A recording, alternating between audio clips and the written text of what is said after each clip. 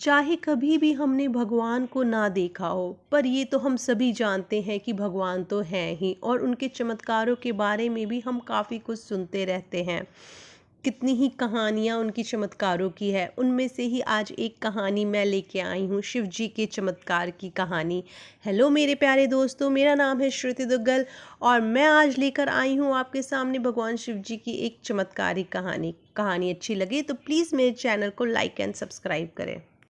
ये कहानी है दो दोस्तों की। किसी गांव में रामनाथ और मोतीराम नाम के दो दोस्त थे। इन्होंने अपना बचपन साथ में ही बिताया और बड़े होकर साथ में ही व्यापार करना भी शुरू किया। वे कपड़े बेचने का व्यापार करते थे, गर्मियों में गर्मी के कपड़े और सर्दियों में सर्दी के कपड़े। अपने कंधों पर कपड़ों की गठरी लाद कर वे गली गली गांव गांव घूमा करते थे। एक बार सर्दी के मौसम में वे किसी गांव की एक गली से गुजर रहे थे। तभी रामनाथ की नज़र एक बुजुर्ग महिला पर पड़ी। वह ठंड से कांप रही थी। रामनाथ को उस महिला पर दया आ गई और उसने अपने कपड़ों की गठरी से एक शॉल निकालकर उस वृद्ध महिला को दे दी। वह वृद्धा शॉल को पाकर बड़ी प्रसन्न हुई और उन्हें आशीर्वाद देते देते अचानक रुक गई और उन्हें वहीं रुकने को कहकर वह अपने घर के भीतर गई और शंकर जी की एक छोटी सी मूर्ति रामनाथ को देते हुए कहा कि यह मेरे भोलेनाथ हैं, तुम इनकी सेवा करना, इनकी कृपा से तुम्हारे पास बहुत सी दुकानें हो जाएंगी और तुम्हें भटकना नहीं पड़ेगा। उस वृद्ध की बात सुनकर मोतीराम थोड़ा खिंच सा गया और कहा कि माता, हमें आशीर्वाद भले ही ना दो, पर हमारा मजाक तो ना बनाओ। हम गली गली घूम कर कपड़े बेचते हैं, हमारे पास कहाँ इतना पैसा कि हम दुकान खोलें। वृद्धा ने कहा, तुम चिंता मत करो, भोलेनाथ सब भला करेंगे। रामनाथ मूर्ति को अपने साथ घर ले आया। दूसरे दिन जब दोनों मित्र व्यापार को निकले तो उन्हें काफ़ी मुनाफा हुआ। धीरे धीरे उनका व्यापार बढ़ता गया तो उन्होंने एक साइकिल ले ली और फिर भोले बाबा की कृपा से एक दुकान भी ले ली और अपनी दुकान में ही भोले बाबा की उस मूर्ति की स्थापना भी करी। उनका व्यापार बढ़ता ही जा रहा था, बढ़ता ही जा रहा था। एक दुकान से अब उन्होंने 3 दुकानें कर ली थी। उन्हें उस वृद्धा की बात याद आती जो कि सच हो चुकी थी। दोनों दोस्त वृद्ध होने लगे। रामनाथ अब कभी दुकान पर आता तो कभी घर ही बैठ जाता।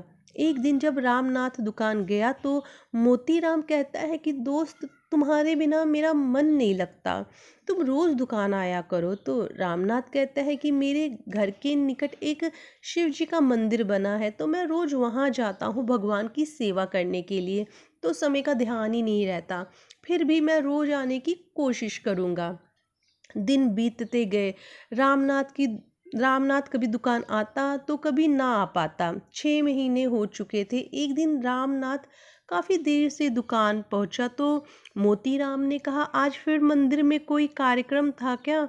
तो रामनाथ कहता है, हाँ, आज भोले बाबा ने मुझे अपने पास ही बिठा लिया, जाने ही नहीं दिया, इसलिए देर हो गई। और बातों ही बातों में रामनाथ मोतीराम से कहता है कि तुम ना अब से मुझे शिवाराम कह के बुलाया करना, मुझे ये नाम बहुत पसंद है।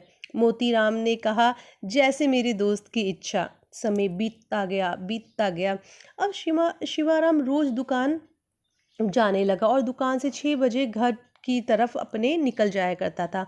एक दिन मोतीराम शिवाराम से कहता है कि कल तुम दुकान मत आना, मैं मेरी बेटी की शादी है तो मैं तुम्हें शादी का कार्ड देने तुम्हारे घर ही आऊँगा और फिर हम साथ ही वहाँ से दुकान आ जाएंगे। शिवाराम ठीक है कहकर चला जाता है।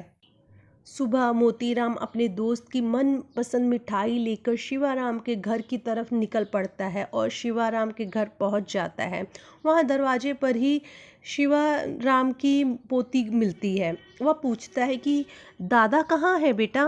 बच्ची उन्हें अंदर ले जाती है जहां शिवाराम की पत्नी घर के कामों में लगी होती है। मोतीराम उन्हें प्रणाम करके पूछता है, भाभी जी कैसी हैं आप? कृपया रामनाथ को बुला दे। यह सुनते ही रामनाथ की पत्नी रोने लगती है। यह देखकर मोतीराम घबरा जाता है और पूछता है कि मैंने कुछ गलत तो नहीं पूछ लिया? शिवाराम की पत्नी कहती है, आपसे कौन सी बात छुपी है? 6 महीने पहले ही रामनाथ जी का स्वर्गवास हो गया और उनके उनके सारे क्रियाक्रम वगैरह की विधि तो आपने ही की, और आप ही तो हमारे घर हर महीने हमें घर चलाने के लिए खर्चा देकर जाते थे, फिर भी आप ऐसे सवाल पूछ रहे हैं। उसने कहा कि पर मैं तो 6 महीने से यहाँ आया ही नहीं। तभी उसे रामनाथ की बात याद आई कि मैं दुकान पर आऊं या न मैं ना आऊं, मेरे भोले बाबा ज़रूर आकर दुकान संभाल लेंगे।